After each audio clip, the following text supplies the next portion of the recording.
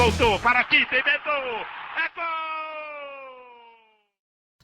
Salve, salve, meus amigos! Deixe seu like neste vídeo, inscreva-se aqui no canal, porque a gente vai falar sobre essa situação gravíssima do Vasco da Gama no Campeonato Brasileiro. O Vasco da Gama está afundado na zona de rebaixamento. Lembrando que este vídeo está sendo gravado antes do jogo entre Santos e Curitiba, né? O Santos enfrenta o Curitiba que está condenado já ao rebaixamento, no Z4, né?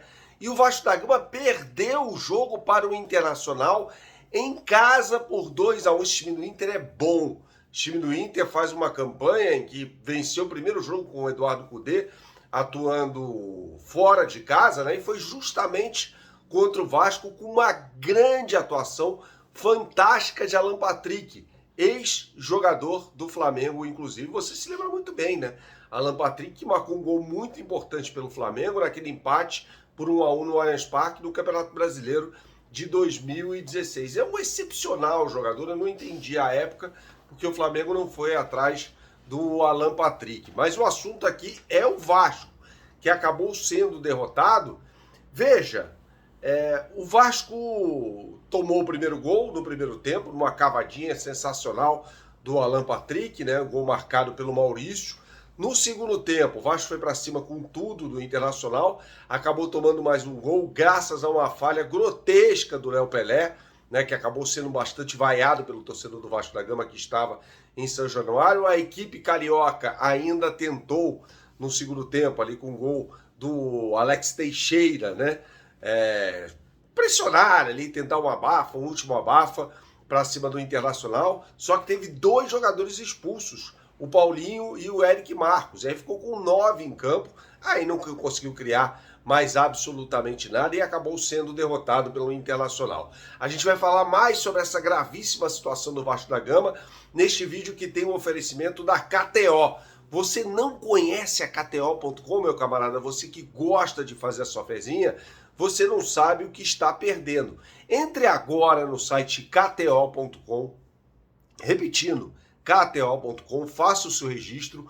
Quando você fizer o seu registro, você vai colocar o meu cupom Bernardo, tá? Colocando o meu cupom Bernardo, eu lhe dou 20% de bônus em relação ao valor que você depositar. Por exemplo, depositou R$100 para fazer a sua fezinha, eu lhe dou R$20. É óbvio que você vai usar esse crédito para fazer a sua fezinha no site KTO.com.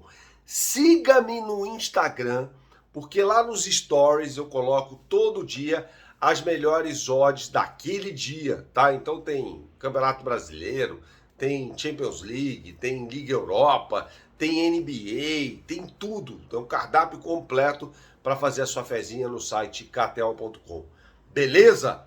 Vamos então continuar falando aqui sobre essa derrota do Vasco da Gama, que está afundado no Z4. Gente, o Vasco é uma SAF, né? Até o torcedor do Vasco tirou onda lá pra caramba, né? Quando o Vasco fechou a SAF com a 777. Eu acho esses casos da 777, se eu falar o que eu penso aqui, eu tomo um processo. Então é melhor ficar quieto, tá?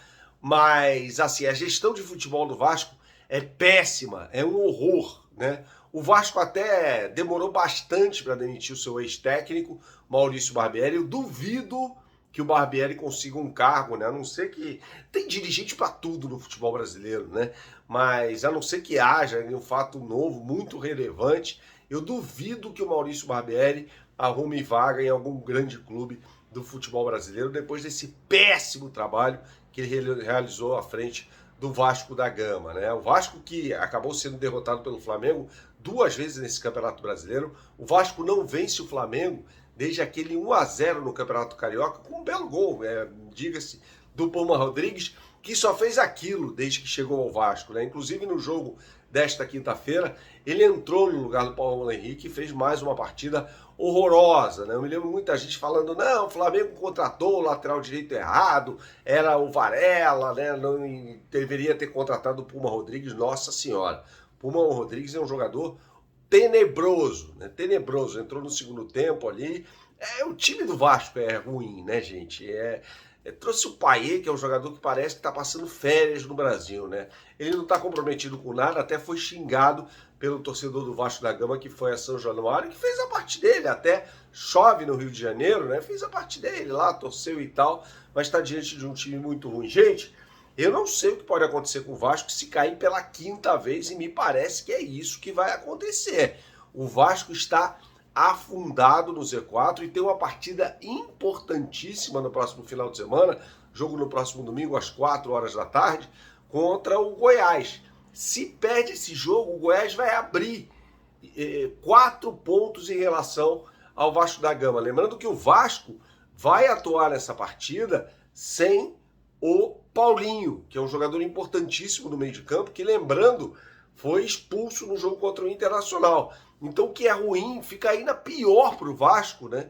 E aí tudo depende do seu ponto de vista em relação a essa situação, porque o Vasco vai jogar sem um dos seus principais jogadores, né?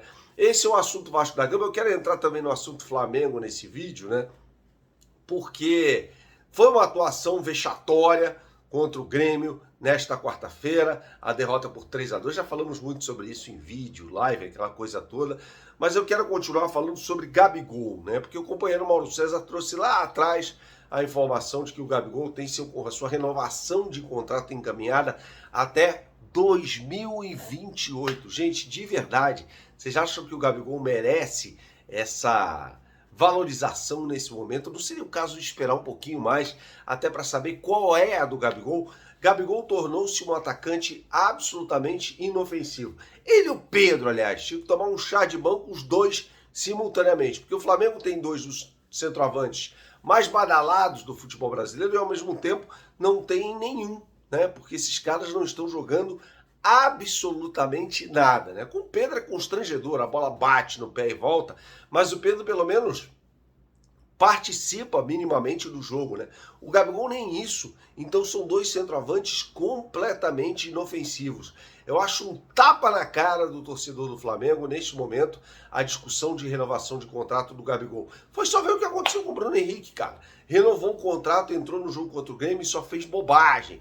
Bruno Henrique fez uma partida horrorosa e ganhou uma renovação de contrato de 3 anos, né? Aliás, foi ele quem entrega o primeiro gol praticamente do Grêmio, marcado pelo Ferreirinha, né? Que baita vexame, o Flamengo tomando 3 gols em 10 minutos. Saudações, até a próxima e tchau, tchau.